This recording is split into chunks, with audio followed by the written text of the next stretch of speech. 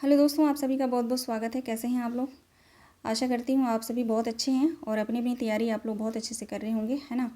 आज से जो है हिंदी साहित्य के इतिहास ग्रंथ से क्लासेज स्टार्ट कर रही हूँ। आज पहली क्लास है। ये क्लास जो है कल ही स्टार्ट होने वाली थी, यानी 16 दिसंबर से ही, लेकिन कुछ कारण की वजह से जो है कल क्लास नहीं ले पाई थी। ठीक है, तो आज से ये क्लासेज स्टार्ट कर रही हूँ। आज पहली क्लास है और क्लास अब डेली चलेगी, बिल्कुल फ्री क्लासेज होगा, यानी कि जो भी क्लासेज होंगी बिल्कुल फ्री होंगी और डेली चलेंगी क्लास। ठीक है, तो चलिए आप लोग जो है क्लास के लिए आप लोग रेडी हैं? हाँ, एक इम्पॉर्टेंट बात है। कुछ मित्रों का मेरे पास मैसेज आ रहा था कि मैम लाइव क्लास कब होती है, तो मैं आपको बता दूं कि अभी लाइव क्लास नहीं ले पा रही हूँ, क्योंकि मुझे स्कूल जाना होता है, पढ़ाना होता है, तो टाइम मैनेज नहीं हो पा रहा है। लेकिन बहुत जल्द जो है लाइव क्लास लूँगी मैं, है ना। तो चलिए क्लास स्टार्ट करते हैं। आप सभी को पता है हिंदी साहित्य के इतिहास ग्रंथ से जो है 100% प्रश्न बनता है आप सभी की परीक्षाओं में, है ना। चाहे आप टीजीटी का पेपर दे रहे हो, चाहे पीजीटी का, या नेट जेआरएफ का, या कोई भी अदर एग्ज़ाम जो हाई लेवल के एग्ज़ाम होते हैं, उनमें भी प्रश्न आते ही आते हैं, आप सभी को पता है। ठीक है, तो कितना मोस्ट इंपॉर्टेंट क्लास है ये मुझे बताने की ज़रूरत नहीं है। तो आप लोग कॉपी पेन जो है लेके बैठिएगा और नोट्स जो है बनाते चलिएगा। ठीक है, सबसे पहले जो है हिंदी साहित्य के इतिहास ग्रंथ से जो है मैंने इंडेक्स को तैयार किया है। सबसे पहले आप इंडेक्स को अच्छे से समझ लेंगे, जान लेंगे, तो आगे जो आप पढ़ेंगे वो बहुत आसानी से आपको समझ में आएगा। क्योंकि आपको पता है कि आचार्य रामचंद्र शुक्ल ने हिंदी साहित्य के इतिहास ग्रंथ में उन्होंने आदिकाल को भी प्रकरण में बांटा है, भक्ति काल को भी प्रकरण में बांटा है, रीति काल को भी प्रकरण में बांटा है, और आधुनिक काल को भी प्रकरण में और खंडों में बांटा है। ठीक है, तो इन सबको हम जानते हुए आगे की ओर पढ़ेंगे। ठीक है, तो चलिए देखते हैं। सबसे पहले आप बुक ओपन करेंगे तो आपको जो है रामस्वरूप चतुर्वेदी का जो है वहाँ पे भूमिका मिलेगा, जो इन्होंने रामचंद्र शुक्ल के बारे में लिखा है। ठीक है, 3 से 4 पन्ने का होगा वो, उसको मैंने छोड़ दिया है। उसके बाद जब आगे बढ़ेंगे तो आपको प्रथम संस्करण का वक्तव्य आपको मिलेगा। इसमें जो है आचार्य रामचंद्र शुक्ल ने अपने इतिहास ग्रंथ को लिखने के लिए जो मैटर कहाँ कहाँ से लिया है उसके बारे में इन्होंने जिक्र किया है। ठीक है, उसके बाद आप जब आगे बढ़ेंगे तो आपको आदिकाल मिलेगा। ठीक है, आदिकाल को इन्होंने 4 प्रकरण में बांटा है। ठीक है, आदिकाल को इन्होंने 4 प्रकरण में बांटा है। पहले प्रकरण का नाम इन्होंने दिया है सामान्य परिचय, इसको हम पढ़ेंगे। दूसरे प्रकरण का नाम इन्होंने दिया है अपभ्रंश काव्य। ठीक है, तीसरे प्रकरण का नाम इन्होंने दिया है देश भाषा काव्य, इसको हम पढ़ेंगे। फिर प्रकरण 4 को जो है फुटकल रचनाएं। ठीक है, ये सभी जो है पढ़ेंगे। एक एक प्रकरण को मैं रोज़ जो है डेली क्लासेस लूँगी, जो प्रकरण बड़ा होगा उसको हम डिवाइड कर देंगे। ठीक है, अब आप लोग यहाँ पे मुझे एक मोस्ट इम्पॉर्टेंट बात बताएंगे कि जैसे मैंने चलिए अभी मैं बाद में बताती हूँ। ठीक है, पहले हम इंडेक्स को समझ लें, फिर मैं बाद में बताती हूँ। ठीक है, उसके बाद आगे बढ़ेंगे तो पूर्व मध्यकाल यानी भक्ति काल, है ना। इसका जो है संवत में इनको समय माना है 1375 से लेकर 1700। ठीक है, आदिकाल का टाइम यहाँ पे देख लेंगे, शायद मैं भूल गई, है ना। 1050 से 1375, ठीक है, संवत में है। भक्ति काल को जो इन्होंने 6 प्रकरण में बांटा है। ठीक है, यहाँ पे देख सकते हैं। पहले प्रकरण का नाम इन्होंने सामान्य परिचय ही दिया है। प्रकरण 2 में जो है निर्गुण धारा ज्ञान आश्रयी शाखा, है ना। फिर प्रकरण 3 में निर्गुण धारा ज्ञान आश्रयी शाखा, यानी ज्ञान आश्रयी शाखा में जो है संत काव्य आएंगे, और प्रेम मार्गी शाखा में जो है सूफी काव्य आएगा। ठीक है, यानी सूफी भक्त कवि जो है आएंगे। ठीक है, उसके बाद जो है प्रकरण 4 में आप जाएंगे तो सगुण धारा राम भक्ति शाखा। ठीक है, प्रकरण 5 में आप आएंगे तो सगुण धारा कृष्ण भक्ति शाखा।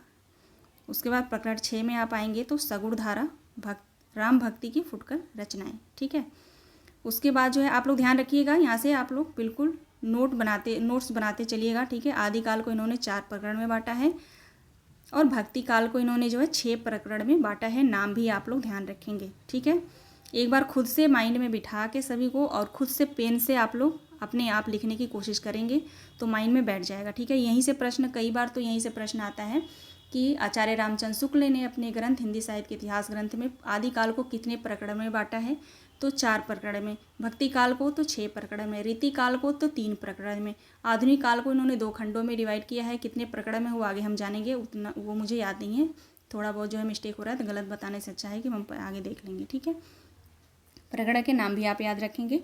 देख सकते हैं यहाँ पे प्रकरण 1 का इन्होंने नाम दिया है सामान्य परिचय, प्रकरण 2 का रीति ग्रंथकार कवि, प्रकरण 3 रीति काल के अन्य कवि।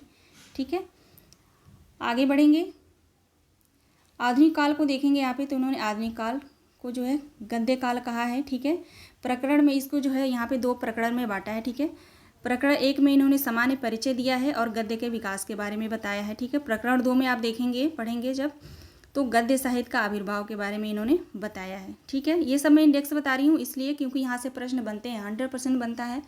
अगर आपने यूजीसी नेट का पेपर दिया है तो आपको बहुत अच्छे से पता है कि यहाँ से जो है प्रश्न आता ही आता है, ठीक है। तो इसको आप समझ लेंगे तो आगे जब पढ़ाऊँगी मैं तो आपको अच्छे से समझ में आएगा कि हम कौन सा प्रकरण पढ़ रहे हैं, ठीक है। उसके बाद जब आगे बढ़ेंगे तो आधुनिक काल में ही, तो आधुनिक काल गद्य साहित्य परंपरा का प्रवर्तन इन्होंने किया है। तो इसको जो है आधुनिक गद्य साहित्य परंपरा का प्रवर्तन को जो इन्होंने 4 प्रकरण में बांटा है, ठीक है। 5 प्रकरण में, ठीक है, 5 प्रकरण में इन्होंने बांटा है। अब नाम क्या दिया है ये भी देख लीजिए। प्रकरण 1 का नाम इन्होंने दिया है गद्य का प्रवर्तन सामान्य परिचय, है ना, ठीक है। दूसरे प्रकरण का नाम इन्होंने दिया है गद्य का प्रवर्तन प्रथम उत्थान। प्रथम उत्थान यानी भारतेंदु युग, ठीक है। संवत में समय सीमा आप लोग ध्यान रखेंगे, भारतेंदु युग का संवत में इन्होंने माना है 1925 से 1950, ठीक है। प्रकरण 3 में आप आएंगे तो वहाँ पे देखेंगे गद्य साहित्य का प्रसार द्वितीय उत्थान, ठीक है, यानी कि द्विवेदी युग, ठीक है। द्वितीय उत्थान यानी द्विवेदी युग। इसका समय सीमा जो माना है इन्होंने संवत में 1950 से लेकर 1975, ठीक है। इनका यहाँ पे जो है सामान्य परिचय दिया है पहले। उसके बाद प्रकरण 4 में आएंगे तो गद्य साहित्य का निर्माण, ठीक है। गद्य साहित्य का निर्माण कैसे हुआ इनके बारे में इन्होंने जिक्र किया है, वहाँ पे बहुत अच्छे से डिटेल में बताया है। उसके बाद प्रकरण 5 में आएंगे तो गद्य साहित्य का वर्तमान गति, ठीक है। उसके बाद यहाँ पे तृतीय उत्थान, है ना, यानी कि छायावाद युग, ठीक है, यानी कि भारतेंदु युग, द्विवेदी युग, छायावाद युग, ठीक है। संवत में यहाँ पे देखेंगे, संवत में माना है इन्होंने, समय सीमा क्या माना है 1975 और सामान्य परिचय इन्होंने दिया है, ठीक है। आगे बढ़ेंगे तो फिर यहाँ पे देखेंगे आधुनिक काल का जो काव्य खंड, ठीक है, 2 खंडों में इन्होंने बांटा है, एक गद्य खंड एक काव्य खंड। तो काव्य खंडों को इन्होंने 4 प्रकरण में डिवाइड किया है, ठीक है। तो प्रकरण पहले का इन्होंने नाम रखा है खंड काव्य पुरानी धारा, संवत 1900 से 1925, ठीक है। प्रकरण 2 का नाम इन्होंने दिया है खंड काव्य नई धारा, ठीक है। पहले काव्य खंड का पुरानी धारा इन्होंने नाम दिया, दूसरे काव्य खंड का इन्होंने नाम दिया नई धारा, प्रथम उत्थान, संवत 1925 से 1950। प्रकरण 3 में आप आएंगे तो काव्य खंड नई धारा, द्वितीय उत्थान, संवत 1950 से 1975, ठीक है। प्रकरण 4 में आप आएंगे तो खंड काव्य नई धारा, तृतीय उत्थान, संवत 1975 से आगे, ठीक है। ये रहा इंडेक्स, ठीक है, आदिकाल से लेकर आधुनिक काल तक, ठीक है। आशा करती हूँ आपको समझ में आया होगा, ठीक है। इनको नोट कर लीजिएगा आप, अगर आपके पास बुक है तो वहाँ से बुक से आप मिला लीजिएगा, अच्छे से आप जो है अलग से नोट करेंगे, इसलिए नोट करने के लिए कह रही हूँ कि आपको अच्छे से याद हो जाएगा। जिनके पास बुक नहीं है वो नोट कर लेंगे।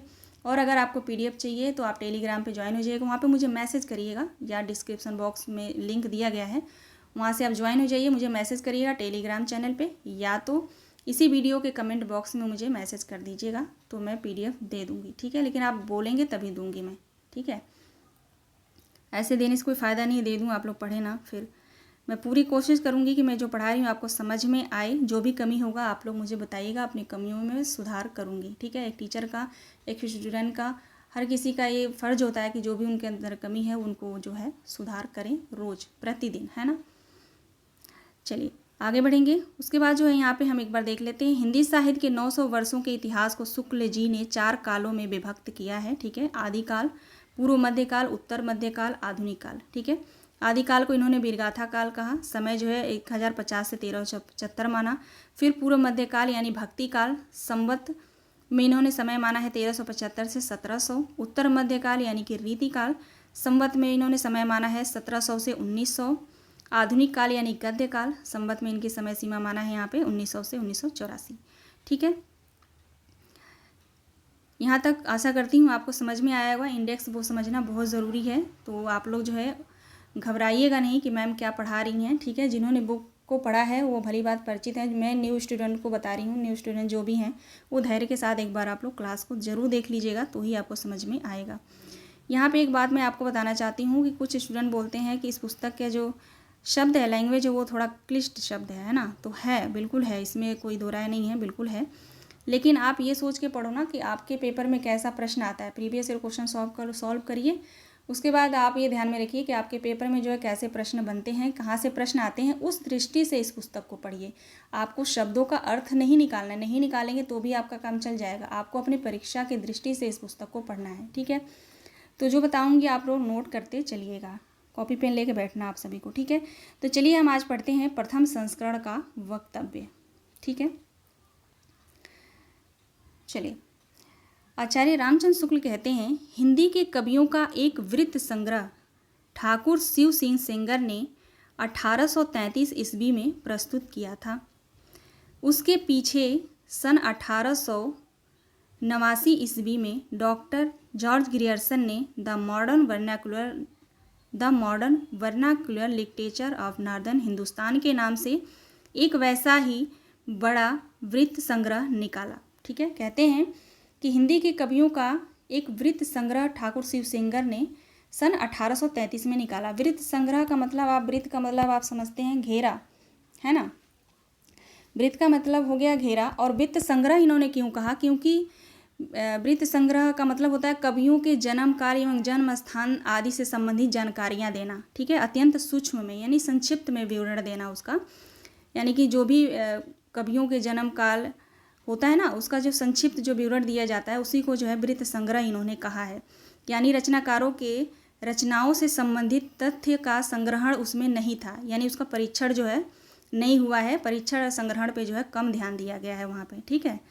तथ्यों पे कम ध्यान दिया गया है, ठीक है। तो उनको जो है वृत्त संग्रह इन्होंने कहा है, ठीक है। एक क्वेश्चन यहीं से बनता है कि आचार्य रामचंद्र शुक्ल ने शिव सिंह सेंगर के ग्रंथ को क्या कहा है, तो वृत्त संग्रह कहा है। इसको आप नोट करिए, ठीक है। समय कब माना है इन्होंने, तो 1833, ये भी नोट करिएगा। वन लाइनर नोट करते चलिएगा स्टार बना के, ठीक है। उसके बाद कहते हैं कि उसके पीछे यानी 1833 के बाद, ठीक है ना, यानी शिव सेंगर के बाद उसके पीछे 1889 में डॉक्टर जॉर्ज ग्रियर्सन ने the modern vernacular literature northern Hindustan के नाम से एक वैसा ही बड़ा वृत्त संग्रह निकाला।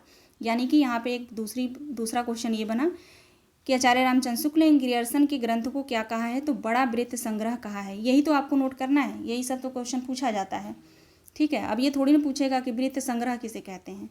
वृत्त संग्रह अगर पूछता है तो बोल दीजिएगा आप कवियों के जन्म काल एवं जन्म स्थान आदि से संबंधित जानकारियाँ जो अत्यंत सूक्ष्म होती है, संक्षिप्त में दिया जाता है, ठीक है। ऐसे आप आंसर दे सकते हैं, ठीक है। उसके बाद कहते हैं, आगे देखेंगे, काशी की नागरी प्रचारणी सभा का ध्यान आरंभ में ही इस बात की ओर गया कि सहस्त्र हस्तलिखित हिंदी पुस्तकें देश के अनेक भागों में राज्य पुस्तकालयों में तथा लोगों के घरों में अज्ञात पड़ी थी। आगे कहते हैं, एक मिनट रुकिए, हाँ, आगे कहते हैं शुक्ल जी कि काशी के नागरी प्रचारणी सभा का ध्यान आरंभ में ही इस बात की ओर गया। आप सभी को पता है पहले जो था काशी नागरी प्रचारणी से ही पत्रिकाएं जो प्रकाशित होती, कोई भी ग्रंथ होता था वहीं से उसका प्रकाशन होता था। तो काशी नागरी प्रचार वही कहते हैं कि काशी नागरी प्रचारणी सभा का ध्यान जो है इस बात की ओर गया कि सहस्त्र हस्तलिखित, सहस्त्र यानी 1000 जो है हस्तलिखित जो पुस्तकें पड़ी थी वो देश के अनेक भागों में थी, पुस्तकालयों में तथा लोगों के घरों में अज्ञात पड़ी थी। यानी उनका कोई ज्ञात नहीं था, अज्ञात पड़ी थी, ठीक है। उनका कुछ अता पता नहीं था कि इनके कवि कौन है, ठीक है। आगे कहते हैं कि अतः सरकार की आर्थिक सहायता से, ठीक है, फिर कहते हैं सरकार की आर्थिक सहायता से उसने सन 1900 से पुस्तकों की खोज का काम हाथ में लिया, ठीक है। 1900 से जो है पुस्तकों का खोज जो है हाथ में लिया। किसने लिया, तो नागरी प्रचारणी सभा ने, ठीक है। और 1911 तक की खोज की अपनी 8 रिपोर्टों में, ठीक है, 8 रिपोर्टों में सैकड़ों अज्ञात कवियों तथा ज्ञात कवियों के अज्ञात ग्रंथों का पता लगाया, ठीक है। सैकड़ों अज्ञात कवियों को और ज्ञात कवियों के अज्ञात ग्रंथों को, ठीक है, अज्ञात ग्रंथों का भी पता लगाया। सन 1900, फिर आगे देखेंगे, सन 1913 में इस सारी सामग्री का उपयोग करके मिश्र बंधुओं, ठीक है, मिश्र बंधु यानी श्याम सुख और श्याम बिहारी, सुखदेव बिहारी और गणेश बिहारी, ठीक है, इन्हीं का नाम है ना मिश्र बंधु, ठीक है। 3 भाई थे। मिश्र बंधुओं ने अपना बड़ा भारी कवि वृत्त संग्रह मिश्र बंधु विनोद, इसमें वर्तमान के कवियों और लेखकों का भी समावेश किया गया। ये 3 भागों में प्रकाशित किया गया, ठीक है। अब यहाँ पे मैं मिश्र बंधु विनोद के ग्रंथों पे नहीं जाऊँगी कि वहाँ के आप लोगों ने पढ़ा होगा, उसके बारे में हम बाद में बात करेंगे, ठीक है। तो कहने का मतलब यहाँ पे आपको 3 क्वेश्चन जो है आप आराम से यहाँ पे नोट कर सकते हैं कि आचार्य रामचंद्र शुक्ल ने शिव सिंह सेंगर के ग्रंथों को क्या कहा, तो वृत्त संग्रह कहा। समय सीमा आप लोग यहाँ ध्यान रखेंगे 1833 में, ठीक है। जॉर्ज गियर्सन के ग्रंथों को इन्होंने क्या कहा, क्या कहा आप लोग कमेंट करिएगा, ठीक है। बड़ा कवि वृत्त संग्रह कहा, ठीक है, ठीक है, बड़ा कवि वृत्त संग्रह कहा। उसके बाद मिश्र बंधुओं के ग्रंथों को इन्होंने क्या कहा, बड़ा भारी वृत्त संग्रह कहा, बड़ा भारी कवि वृत्त संग्रह, ठीक है, देख सकते हैं यहाँ पे बड़ा भारी कवि वृत्त संग्रह मिश्र बंधुओं के ग्रंथ को कहा। तो ये 3 प्रश्न जो है यहाँ पे बनते हैं, आप लोग जो है नोट कर लीजिएगा, बाकी ध्यान से इसको पढ़िएगा, ठीक है। आगे की ओर चलेंगे। कहते हैं इधर जब से विश्वविद्यालय में हिंदी की उच्च शिक्षा का विधान हुआ तब से उसके साहित्य के विचार श्रृंखलाबद्ध इतिहास की आवश्यकता का अनुभव छात्र और अध्यापक दोनों कर रहे थे, ठीक है। कहते हैं कि इधर जब विश्वविद्यालय में हिंदी के उच्च शिक्षा के लिए जब विधान प्रावधान किया गया, बनाया गया, तब उसके साहित्य के विचार श्रृंखलाबद्ध इतिहास की आवश्यकता हुई, ठीक है। आवश्यकता का अनुभव छात्र और अध्यापक दोनों कर रहे थे, ठीक है। उसके बाद कहते हैं शिक्षित जनता की जिन जिन प्रवृत्तियों के अनुसार हमारे साहित्य स्वरूप में जो जो परिवर्तन होते आए, जिन जिन प्रभावों की प्रेरणा से काव्य धारा की भिन्न भिन्न शाखाएं फूटती रही हैं, उन सब के समन्वय निरूपण तथा उनकी दृष्टि से किए गए सुसंगत काल विभाग के बिना साहित्य के इतिहास का सच्चा अध्ययन कठिन दिखाई पड़ता था, ठीक है। आगे कहते हैं कि 700-800 वर्षों का संचित धनराशि, इसको छोड़ दीजिए, ठीक है, इसका कोई मतलब नहीं है पढ़ने का, यहाँ से देखेंगे, ठीक है, जहाँ पे मैंने हाईलाइट किया है। कहते हैं वृत्तमालाएं साहित्य के इतिहास के अध्ययन में कहाँ तक सहायता पहुँचा सकती थीं। सारे रचना काल को केवल आदि, मध्य, पूर्व, उत्तर इत्यादि खंडों के आँख मूंद कर बाँट देना, यह भी न देखना कि खंड के भीतर क्या आता है क्या नहीं, किसी वृत्त संग्रह को इतिहास नहीं बनाया जा सकता, ठीक है। मोस्ट इम्पॉर्टेंट है ये कथन, आप लोग ध्यान रखिएगा, ठीक है। कहते हैं कि किसी भी ग्रंथ को ऐसे इतिहास नहीं बनाया जा सकता, ये कि हम ये भी ना देखें कि उस ग्रंथ के अंदर जो है उस खंड के भीतर क्या लिखा गया है, कवियों के बारे में, रचनाओं के बारे में क्या जो है वहाँ पे दिया गया है, इसको ना देखते हुए जो है किसी भी वृत्त संग्रह को जो है हम इतिहास नहीं बना सकते, ठीक है। फिर आगे कहते हैं, मैं कोशिश करती हूँ आप लोगों को समझाने के लिए, ठीक है, लेकिन आप लोग बताइएगा कि मैम आपने अच्छा पढ़ाया कि नहीं पढ़ाया, एक बार ज़रूर बताइएगा आप लोग, फिर इसको मैं दोबारा अगर क्लास लूँगी कभी तो और अच्छे से समझाऊँगी, ठीक है। आगे देखेंगे 5 या 6 वर्ष हुए, आगे कहते हैं 5 या 6 वर्ष हुए छात्रों के उपयोग के लिए मैंने कुछ संक्षिप्त नोट तैयार किए थे, ठीक है। कहते हैं कुछ 6 वर्ष हुए छात्रों के उपयोग के लिए मैंने कुछ संक्षिप्त नोट्स जो है तैयार किया, जिसमें परिस्थिति के अनुसार शिक्षित जनसमूह की बदलती हुई प्रवृत्तियों को लक्ष्य करके हिंदी साहित्य के इतिहास के काल विभाग और रचना का भिन्न भिन्न शाखाओं के निरूपण का एक कच्चा ढांचा खड़ा किया था, ठीक है। आगे कहते हैं हिंदी शब्द सागर, यानी कि हिंदी शब्द सागर जो है उस समय ये लिख चुके थे, ठीक है। हिंदी शब्द सागर समाप्त होने पर उसकी भूमिका के रूप में भाषा और साहित्य का विकास देना ही स्थिर किया गया, अतः एक नियत समय के भीतर ही यह इतिहास लिखकर पूरा करना पड़ा। साहित्य का इतिहास लिखने के लिए जितनी अधिक सामग्री और ज़रूरी समझता था उतनी तो वह अवधि के भीतर इकट्ठी न हो सकी, पर जहाँ तक हो सका आवश्यक उत्पादन रखकर कार्य पूरा किया गया, ठीक है। तो आप इसको पढ़ लीजिए, क्योंकि पढ़ना ज़रूरी है, तभी आपको आचार्य रामचंद्र शुक्ल को जो है जानना बहुत ज़रूरी है, ताकि यहाँ से कथन आए तो आप लोग जो है कर ले जाएं, ठीक है। आगे देखेंगे, आगे कहते हैं इस पुस्तक से जिस पद्धति का अनुसरण किया गया है उसका थोड़े में उल्लेख कर देना आवश्यक जान पड़ता है। यानी इन्होंने जिन जिन पुस्तकों का अनुसरण किया है उसका जो है उल्लेख करना चाहते हैं, कहते हैं कि आवश्यक है, जिन जिन पुस्तकों का मैंने पद्धति का अनुसरण किया है उसका जो है उल्लेख करना आवश्यक है। तो देखिए यहाँ पे किन किन पुस्तकों के कैसे उल्लेख करते हैं हम देखते हैं, ठीक है।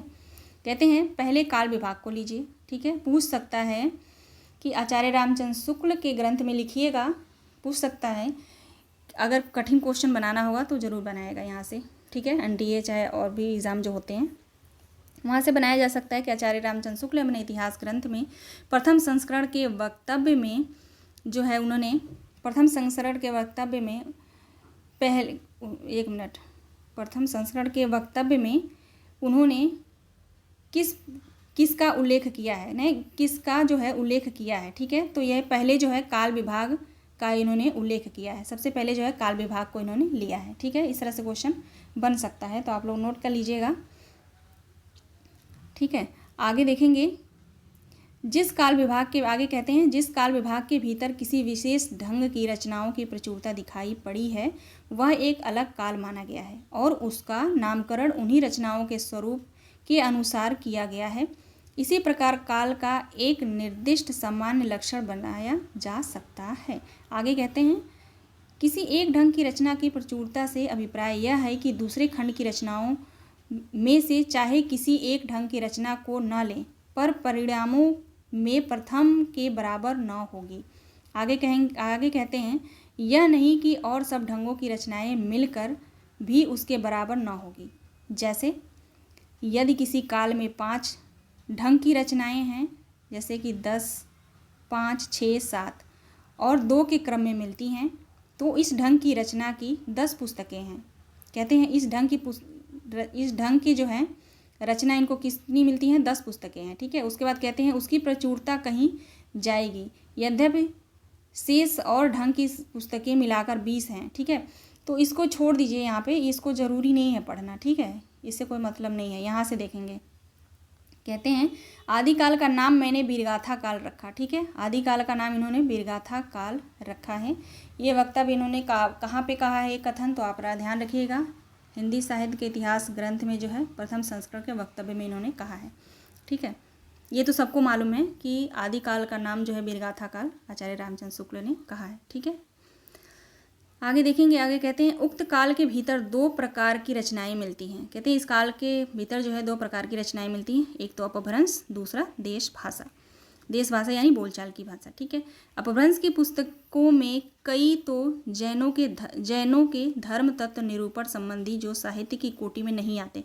ठीक है, तो आप ध्यान रखेंगे यहाँ पे कि इन्होंने साहित्य के कोटि में जो ग्रंथ नहीं आते वो कौन से ग्रंथ हैं, अपभ्रंश की जो पुस्तकें हैं। ठीक है, अपभ्रंश की जो पुस्तकें हैं जैन धर्म तत्व निरूपण संबंधी जो साहित्य जो ग्रंथ हैं इनको जो है साहित्य के कोटि में ये नहीं मानते। ठीक है, आगे कहते हैं जिनका उल्लेख केवल, अभी यहाँ हम आगे देखेंगे कौन कौन से ग्रंथ को इन्होंने नहीं माना है, साहित्य की कोटि में नहीं मानते हैं। ठीक है, आगे कहते हैं साहित्य की कोटि में आने वाली रचनाओं में कुछ भिन्न भिन्न विषयों पर फुटकल दोहे हैं जिनके अनुसार उस काल में कोई विशेष प्रवृत्ति निर्धारित नहीं की जा सकती। साहित्यिक पुस्तकें केवल 4 हैं। ये कहते हैं साहित्यिक पुस्तकें केवल 4 हैं। तो ध्यान रखिएगा, यहाँ पे आप नोट करेंगे कि आचार्य रामचंद्र शुक्ल ने हिंदी साहित्य के इतिहास ग्रंथ में जो है कितनी साहित्यिक पुस्तकें मानी हैं, तो 4। पहले तो संख्या ध्यान रखेंगे, 4 पुस्तकें। अब कौन कौन सी, विजयपाल रासो, ठीक है, पहली पुस्तक है विजयपाल रासो, दूसरी पुस्तक है हमीर रासो, कीर्तिलता तीसरा, और चौथा है कीर्ति पताका। तो इन चारों का नाम आप ध्यान रखेंगे, ऐसे याद रखिएगा। बिहकीकी ऐसे भी ध्यान रखेंगे तो अभी ध्यान रहेगा, बिहकीकी। ठीक है, एक एक वर्ड ले लेंगे तब भी ध्यान रहेगा। वैसे तो रचनाएं ये बहुत ही प्रचलित रचनाएं हैं, नाम याद रहेगा आपको, लेकिन हो सकता है भूल जाए, तो आप लोग बिहकीकी ध्यान रखेंगे। तो बिहकीकी से विजयपाल रासो, हाँ से हो जाएगा हमीर रासो, कीर से कीर्तिलता, कीर्ति पताका। ठीक है, तो इन्होंने 4 जो है साहित्यिक पुस्तकें मानी हैं। और देश भाषा काव्य के जो इन्होंने 8 पुस्तकें मानी हैं। तो ठीक है, ध्यान रखिएगा। अब यहाँ पे लिखेंगे आप जो है आचार्य रामचंद्र शुक्ल ने हिंदी साहित्य के इतिहास ग्रंथ में जो है देश भाषा काव्य के कितने ग्रंथ माने हैं, तो 8 ग्रंथ माने हैं, 8 पुस्तकें माने हैं। वो कौन कौन से, खुमान रासो, विशल देव रासो, पृथ्वीराज रासो, जयचंद्र प्रकाश। 9वां है जयमैंग जस चंद्रिका। 10वां है परमाल रासो, आल्हा का मूल रूप। ठीक है, 11वां है खुसरो की पहेलियाँ आदि, और 12वां है विद्यापति की पदावली। ठीक है, विद्यापति पदावली। ठीक है ना, इतना ध्यान आपको समझ में आया होगा। इनको बहुत मोस्ट इम्पोर्टेंट है, ठीक है ना, मोस्ट इम्पोर्टेंट है, तो आप लोग जिसको नोट कर लेंगे। चलिए आगे बढ़ते हैं। आगे कहते हैं इन 12 पुस्तकों की दृष्टि से आदिकाल का लक्षण निरूपक और नामकरण हो सकता है। कहते हैं कि इन 12 पुस्तकों की दृष्टि से जो है आदिकाल का लक्षण निरूपक और नामकरण हो सकता है। इनमें से अंतिम दो तथा विसल देव रासों को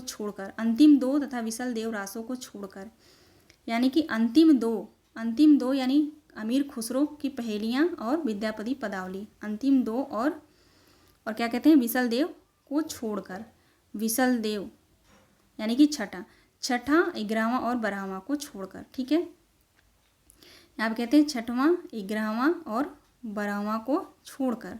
ठीक है, छोड़कर शेष सब ग्रंथ वीर गाथात्मक ही हैं। ठीक है, तो ध्यान रखिएगा, विसल देव रासो, अमीर खुसरो की पहेलियाँ और विद्यापति की पदावली, इन तीनों को छोड़ के सभी ग्रंथों को इन्होंने वीर गाथात्मक कहा है। ठीक है, तो ये यहाँ से भी क्वेश्चन आता है, इनमें से कौन सा ग्रंथ जो है वीर गाथात्मक है, कौन सा नहीं है, तो इनको भी आप लोग नोट कर लीजिएगा। ठीक है, अतः आदिकाल का नाम वीरगाथा काल ही रखा जा सकता है। इन्हीं के आधार पर जो है इन्होंने कहा है कि आदिकाल का नाम जो है वीरगाथा काल नाम रखा जा सकता है। आगे कहते हैं, जिस सामाजिक या राजनैतिक परिस्थिति की प्रेरणा से वीरगाथाओं की प्रवृत्ति रही है, उसका सम्यक निरूपण पुस्तक में कर दिया गया है। ठीक है, कहते हैं कि उस समय जो है जो सामाजिक या राजनैतिक परिस्थिति या राजनैतिक स्थिति की प्रेरणा से वीरगाथाओं की प्रवृत्ति रही होगी या रही है, उसका सम्यक निरूपक जो है पुस्तक में मैंने कर दिया है। ठीक है, आगे देखिए, आगे कहते हैं, मिस्र बंधुओं ने इस आदिकाल के भीतर इतनी पुस्तकों की नामावली जो है दी है। तो ये मिस्र बंधुओं ने जो है इस पुस्तक के अंतर्गत कितने ग्रंथों का जिक्र किया है, तो 10 ग्रंथ हैं यहाँ पे।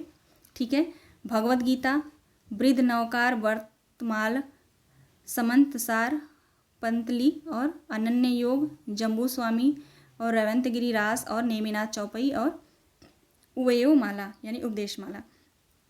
तो इन ग्रंथों को जो है आप ध्यान में रखिएगा। स्टार्टिंग के 2-4 ग्रंथ आप ध्यान रखेंगे क्योंकि यहाँ से भी प्रश्न आ सकता है, लेकिन इतना भी आप नोट कर लीजिएगा कि हिंदी साहित्य के इतिहास ग्रंथ में जो है मिश्र बंधुओं ने आदिकाल के भीतर जो है कितनी पुस्तकों का जिक्र किया है, नामावली दी है, तो 10 पुस्तकों का। ठीक है, तो इसमें से ये 4 स्टार्टिंग में याद रखेंगे, आ सकता है, और लास्ट का 2-4 आप ध्यान रखेंगे। ठीक है, चलिए इसको छोड़ देते हैं। ठीक है, ये आप लोग दोहा याद करेंगे, ते ही दिन कथा कीन मन लाई, हरि के नाम गीत चित आई, सिमरो गुरु गोविंद के पाऊँ, अगम अपार जाऊँ नाऊँ, जाकर नाऊँ कह रही हूँ, सॉरी। ठीक है, इस पंक्ति को आप लिख लीजिए और उसके आगे लिख लीजिए, हिंदी साहित्य के इतिहास प्रथम संस्करण के वक्तव्य से लिया गया है। ये नोट करिए। ठीक है, ये नोट करेंगे आप। आगे देखेंगे, आगे कहते हैं, जो वीर रस की पुरानी परिपाटी के अनुसार कहीं वर्णों का द्वित्व दिखकर ही प्रकृत भाषा और कहीं चौपाई देखकर अवधि के अवैशवाड़ी समझते हैं, वो भाव को थाट और विचार को फीलिंग कहते हैं। ठीक है, इसको छोड़ दीजिए, यहाँ जो है ये मिश्र बंधु के बारे में दिया गया है, ज़रूरी नहीं है ये। ठीक है, अब जो है हम चलेंगे यहाँ पे, 1 मिनट रुक जाइए।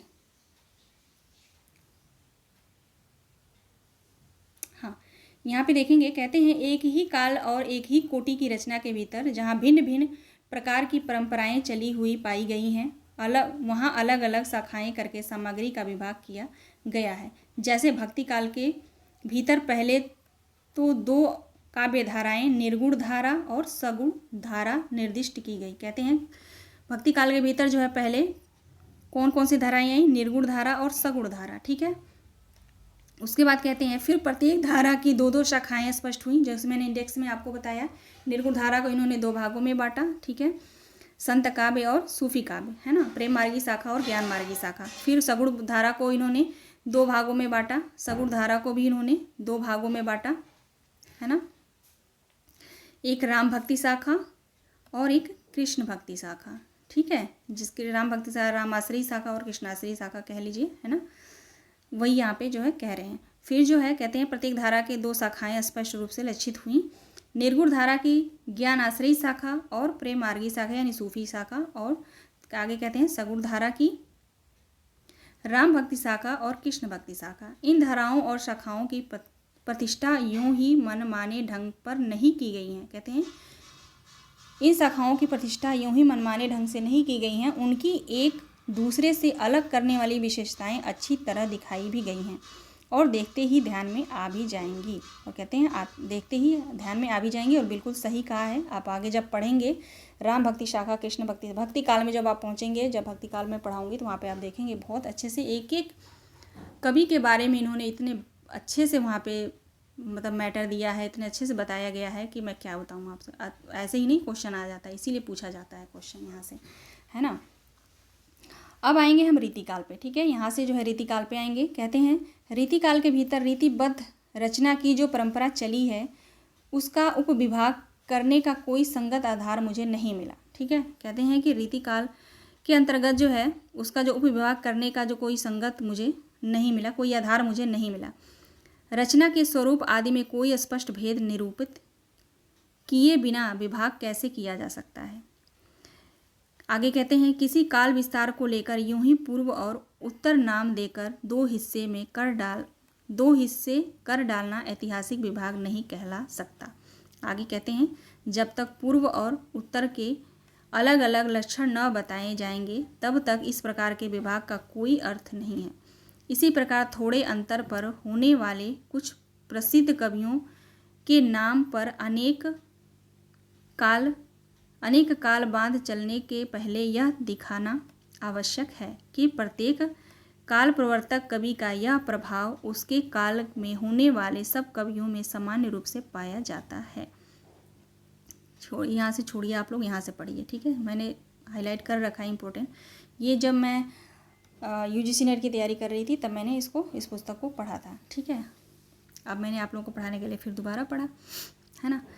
देखेंगे यहाँ से पढ़ेंगे कवियों के परिचयात्मक विवरण मैंने प्रायः मिश्र बंधु विनोद से ही लिया है। मोस्ट इंपॉर्टेंट हिंदी साहित्य का आप नोट करिए।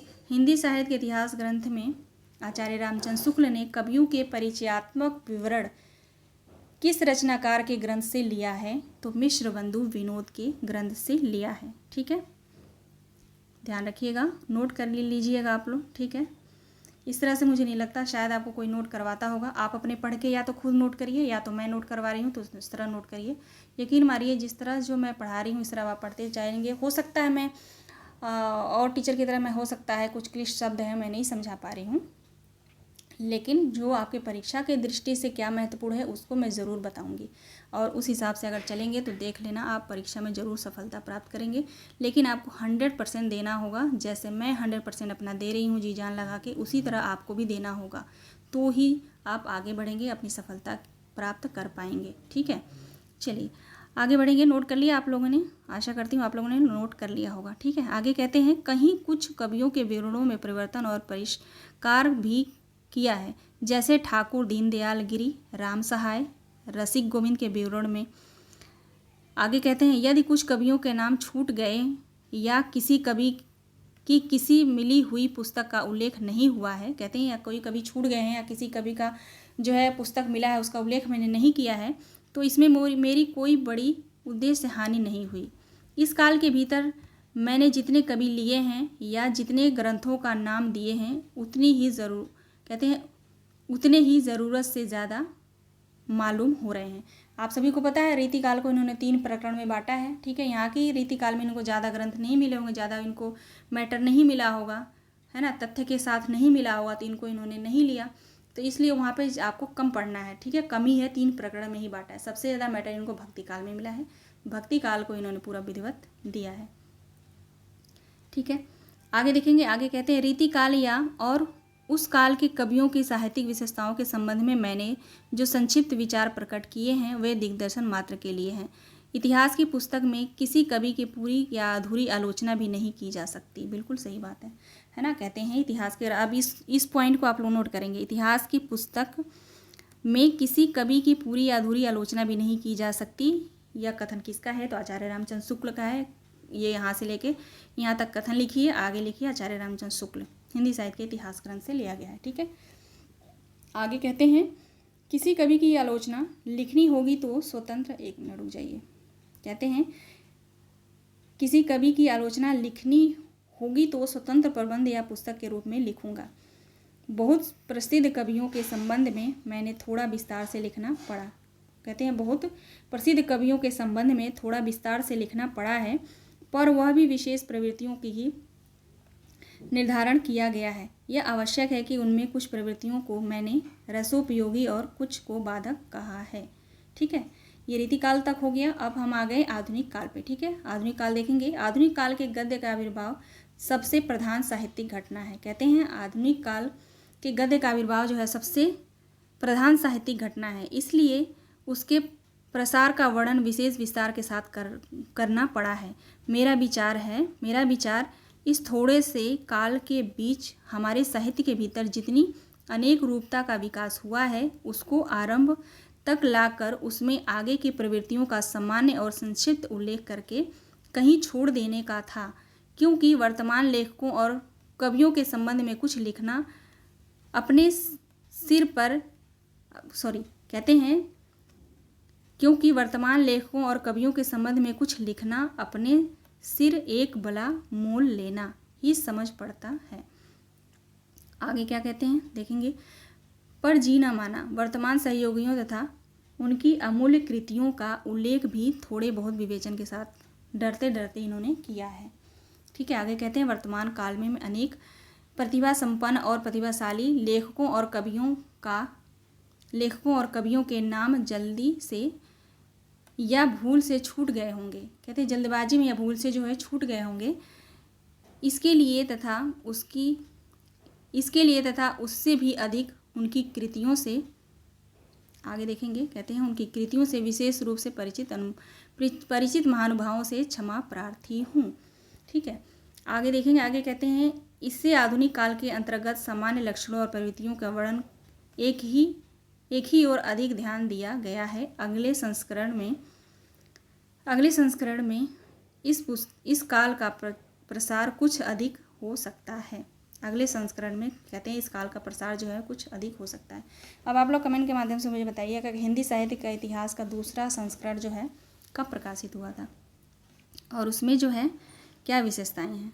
ठीक है, आगे देखेंगे। आगे कहते हैं कहने की आवश्यकता नहीं कि हिंदी साहित्य का यह इतिहास हिंदी शब्द सागर की भूमिका के रूप में हिंदी साहित्य का विकास के नाम से 1929 में जनवरी महीने में निकल चुका था। ठीक है, आप ध्यान रखेंगे। कहते हैं कि हिंदी साहित्य का इतिहास ग्रंथ जो है हिंदी शब्द सागर की भूमिका के रूप में जो है हिंदी साहित्य का विकास के नाम से कब निकल चुका था 1929 में। ये लाइन पूरा लाइन नोट करेंगे। ठीक है, निकल चुका था जनवरी महीने में, महीना भी ध्यान रखेंगे, जनवरी महीने में निकल चुका था। इस अलग पुस्तकार संस्करण में बहुत सी बातें बढ़ाई गई हैं। विशेषतः आदि से अंत में आदिकाल के भीतर अपभ्रंश की रचनाएं भी ली गई हैं, क्योंकि वे सदा से भाषा काव्य के अंतर्गत ही मानी जा रही थी। कवि परंपरा के बीच प्रचलित जनश्रुति कई ऐसे भाषा काव्यों के नाम गिनती चली आई हैं जो अपभ्रंश में हैं, जैसे कुमारपाल चरित और सारंगधर कृत हमीर रासो का पता नहीं। हमीर रासो का जो है कहते हैं पता नहीं है, नोट कर लीजिएगा। ठीक है, जो मैं नहीं बता रही हूँ कहीं मिस्टेक हो रहा होगा तो आप लोग अपने माइंड से जो है नोट करते चलिएगा। ठीक है, आगे कहते हैं पर प्रकृति पंगलम सूत्र जो है उलटते पलटते मुझे हमीर के शब्दों के वर्णन माले कई बहुत ही ओजस्वी पद छंदों के उदाहरण में मिले। ठीक है, आगे देखेंगे। आगे कहते हैं मुझे पूर्ण निश्चय हो गया कि ये पद सारंगढ़ के प्रसिद्ध हमीर रासों से ही है। ठीक है, आगे यहाँ से देखेंगे। आगे कहते हैं मिश्र बंधुओं के प्रखंड कवि वृत्त संग्रह मिश्र बंधु विनोद का उल्लेख हो चुका है। रीतिकाल के कवियों के परिचय लिखने में प्रायः उक्त ग्रंथ से ही विवरण लिए हैं। ठीक है क्योंकि पहले ही बताते हैं कि यहीं से इन्होंने विवरण लिया है। अतः आधुनिक विशिष्टता के अनुसार उसके उत्साही और परिश्रमी संकलनकर्ताओं को धन्यवाद देना मैं बहुत ज़रूरी समझता हूँ। हिंदी पुस्तकों की खोज की रिपोर्ट भी मुझे समय समय पर विशेषतः संदेह के स्थल पर आने पर पलटनी पड़ी। राय साहब बाबू श्याम सुंदर दास BA, यहाँ पे है श्याम सुंदर दास BA की हिंदी गोविंद रत्नमाला किसका ग्रंथ है? श्याम सुंदर दास का है, ये भी नोट करिएगा, हिंदी गोविंद रत्नमाला। पंडित राम नरेश त्रिपाठी की कविता, यहाँ पे कविता कौमुदी ग्रंथ है। ठीक है, सभी ग्रंथ को आप लोग नोट करेंगे। फिर कहते हैं तथा वियोगी हरि जी के ब्रज माधुरी सार में भी बहुत कुछ सामग्री मिली है। अतः उक्त तीनों महानुभावों के प्रति मैं अपनी कृतज्ञता प्रकट करता हूँ। आधुनिक काल के प्रारंभिक प्रकरण लिखते समय जिन कठिनता का सामना करना पड़ा उनसे मेरे बड़े पुराने मित्र केदारनाथ, ठीक है। अब ये भी पूछ सकता है कि हिंदी साहित्य के इतिहास ग्रंथ में जो है आचार्य रामचंद्र शुक्ल ने अपने किस मित्र का जो है जिक्र किया है या किसको मित्र माना है, सबसे बड़ा पुराना मित्र किसे माना है, तो केदारनाथ पाठक, ठीक है। केदारनाथ पाठक, केदारनाथ को ध्यान रखेंगे, पाठक ही काम आए, पर आज तक मैंने उन्हें किसी बात के लिए धन्यवाद नहीं दिया। बताओ, धन्यवाद नहीं दिए हैं, ठीक है। न अब देने की हिम्मत रख सकता हूँ। धन्यवाद, धन्यवाद कहते हैं धन्यवाद, धन्यवाद को आजकल वे एक बदमाशी समझते हैं। अच्छा, इसलिए इन्होंने नहीं दिया धन्यवाद, ठीक है। और रीज़न भी बताया है कि मैंने क्यों उनको धन्यवाद नहीं दिया, क्योंकि वो धन्यवाद को जो है, केदारनाथ जो है धन्यवाद को एक बदमाशी समझते हैं। फिर आगे कहते हैं, इस कार्य में मुझसे जो भूल हुई है उसके सुधार की, जो त्रुटियां रह गई हैं उसकी पूर्ति की, और जो अपराध बन पड़े उसकी क्षमा की पूरी आशा करके ही मैं अपने श्रम से कुछ संतोष लाभ कर सकता हूँ, ठीक है। आचार्य रामचंद्र शुक्ल, काशी, आषाढ़ शुक्ल 1986, ठीक है। तो आप लोग जो है, आप आशा करती हूँ कि मैं अच्छे से जो है आप लोगों को समझा पाई हूँ। कोई भी कमी होगी तो आप लोग बताइएगा, और अच्छे से आप लोग नोट कर लीजिएगा, एक बार खुद से आप लोग पढ़ लीजिएगा। पीडीएफ चाहिए तो टेलीग्राम चैनल पे आप लोग आ जाइएगा, वहाँ मैसेज कर दीजिएगा, मैं टेलीग्राम चैनल पे पीडीएफ दे दूँगी, ठीक है। तो चलिए मिलते हैं नेक्स्ट वीडियो में। जो मैंने स्टार्टिंग में आप लोगों से क्वेश्चन पूछा है उसका आप लोग आंसर दीजिएगा, तो ही मैं वैसे पढ़ाने की कोशिश करूँगी, ठीक है। आप सभी दोस्तों का बहुत बहुत धन्यवाद।